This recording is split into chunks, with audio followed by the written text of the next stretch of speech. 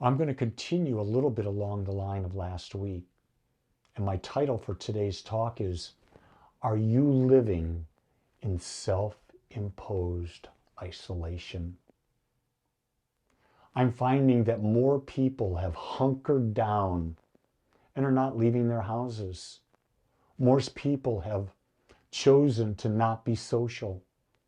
Most people have isolated themselves from family and friends, even in the holidays. Ergo, depression, anxiety have increased. I'm here to tell you there is a way forward, a way out of that isolating darkness and into the light of connection and healing. Religious science teaches that we're all individualized expressions of one infinite power, deeply interconnected with all of life. That means that separation at its core is an illusion. Think about that. We believe there is an infinite. You can call it anything you want. Consciousness, awareness, God, George, Frank. I don't care what you call it. It's not a being. It's not a purpose. It's an organizing power. I love consciousness as my choice. And this consciousness created everything out of itself because there was nothing else to create out of but itself. And what it did is it never creates anything the same, because why would it? It's infinite.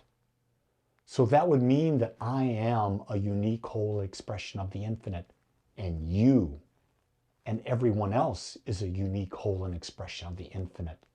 But no matter how unique and whole we are, we're all interconnected. We're connected with each other, and we're connected with life. All the strength, all the courage, all the love we need is already a part of who we are. But recognizing that power requires action. It's about shifting from being a passive observer of life to an active participant. We think we are powerless. We think a lot of times in deep spirituality, people think all I have to do is meditate. All I have to do is meditate. Well, no, you're not here to withdraw from life. Meditation is a beautiful recharge of life, a beautiful way to get intuition, but it's about taking action in life. That's why we have a human body. That's why we have an ego. It's about not being just a passive observer and letting life happen to us, and life does just happen, but to be an active participant in how we focus and how we act and how we be love in the world. So what steps can we take to come out of isolation? Well, the first step is accepting and embracing what is. I know that when COVID hit, people isolated, and many people have not come out of that isolation. And instead of judging the government, judging society, judging the medical profession, judging others about whatever view you had, just accept COVID happened. You have to accept what is, but you don't have to stay isolated. You can move forward out of it. We are not meant, think about that. We're created out of the infinite, unique, whole, and perfect, and yet part of it. We're not meant to be isolated. We're meant to be living, interacting with one another. And in order to do that with love, we have to embrace what is. Also, to come out of isolation, and this is a really big one, you have to have the courage and the power to reach out. I am so blessed this week that many people have been in a bad state emotionally, mentally, whether it's relationship, health-wise, or whatever, and they've reached out. And when they reached out, they can be supported. And when they reach out, they don't feel alone and isolated. We all need each other because we all have struggles at times. Don't isolate. If you need support, if you need to be with people, find those people who will accept you as you are and not judge you. But know that you're having your unique expression and it's okay. It's okay. But you know what? It takes great courage to reach out. It takes power. It takes willpower to reach out because we're so afraid. Our ego is so fragile that if I reach out, they'll think less of me. No, we all need to reach out at times. Another way to come out of isolation is to become present when you're with someone. Here's a question that I pose to people. If you're in partnership with anyone, ask your partner. This is a great time of year to do that. Ask your partner, instead of thinking you know what they're thinking, instead of thinking that everything is going along great or however it's going along, ask the question, is there anything I can do to support you as you uncover your magnificence, as you grow into a greater expression of you?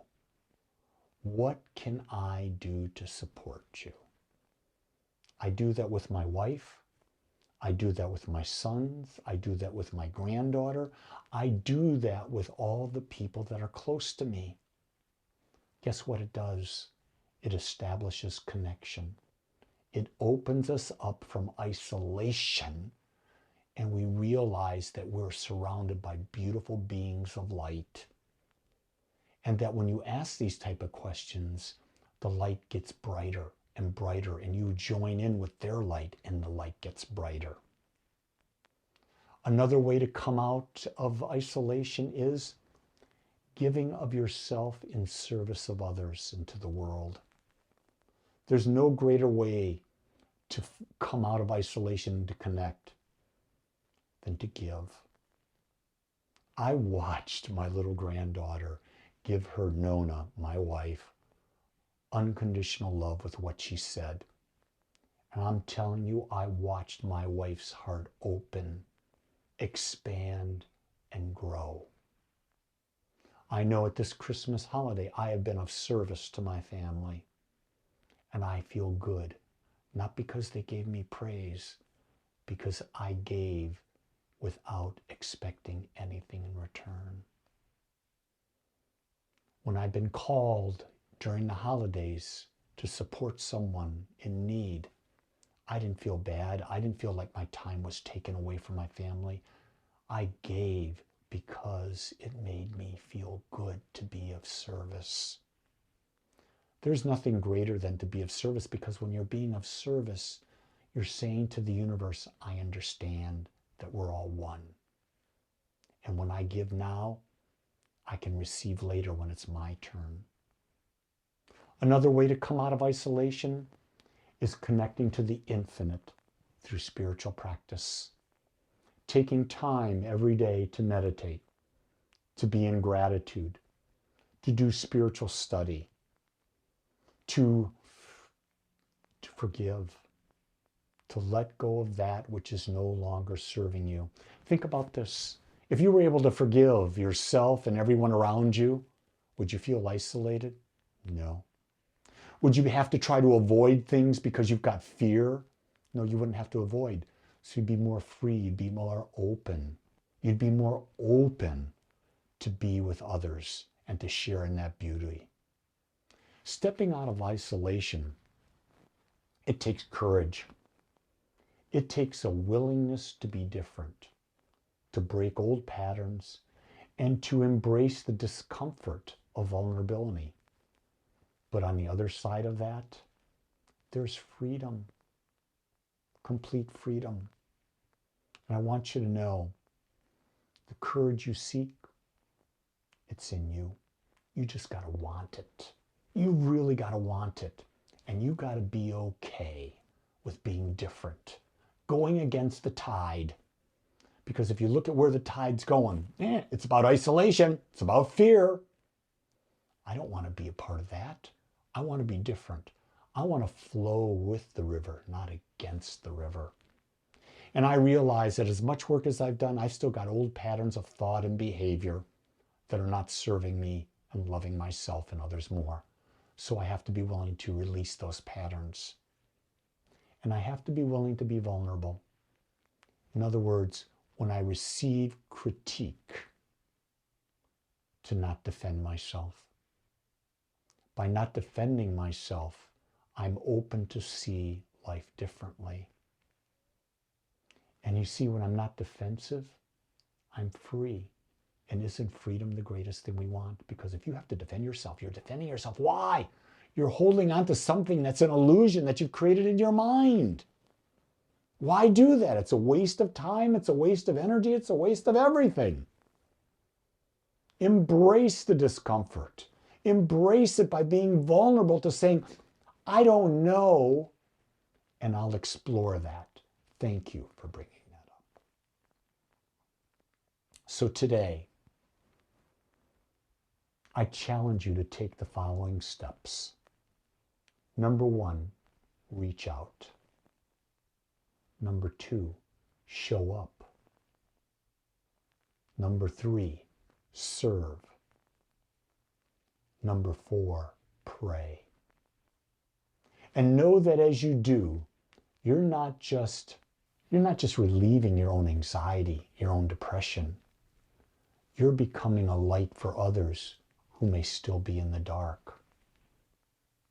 Realize the good you do for you creates a light in the world that others will benefit from. And then you can share your light with them, and they can share your light with you. And all of a sudden, there is no isolation. You're now living in love. And there's no better way to live than love.